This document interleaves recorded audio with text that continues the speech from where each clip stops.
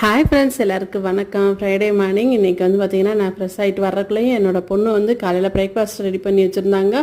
என்னென்னு பார்க்கலாம் அப்படின்ட்டு நீங்களும் வாங்க சேர்ந்து பார்க்கலாம்.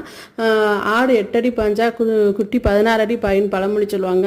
என்னோடய பொண்ணுங்க வந்து குக்கிங்கில் வந்து குறை சொல்ல முடியாது, அந்தளவுக்கு நல்லாவே செய்வாங்க. இன்றைக்கி வந்து பார்த்திங்கன்னா நம்மளுடைய ஆர்டருக்காண்டி கருப்பு உளுந்து கவுனி அரிசியில் களிமாவு ரெடி பண்ணிக்கிட்டு இருக்கேன். அதுக்கு வந்து பார்த்திங்கன்னா எல்லாம் காய வச்சு ரெடி பண்ணி சுத்தம் பண்ணி வச்சுட்டு போயிருந்தேன். நான் குளிச்சுட்டு வரக்குள்ள என் பொண்ணு ரெடி பண்ணி வச்ச சாப்பாடு சாப்பிட்டாச்சு. மதியத்துக்கு பார்த்தீங்கன்னா இன்றைக்கி சூப்பரான கோயில் புளியோதரை தான். டேஸ்ட்டு பார்த்தீங்கன்னா அவ்வளோ ருசியாக அம்பிட்டு சூப்பராக இருந்துச்சு. நீங்களும் இதோடைய வீடியோ போட்டிருக்கேன், செஞ்சு பாருங்கள்.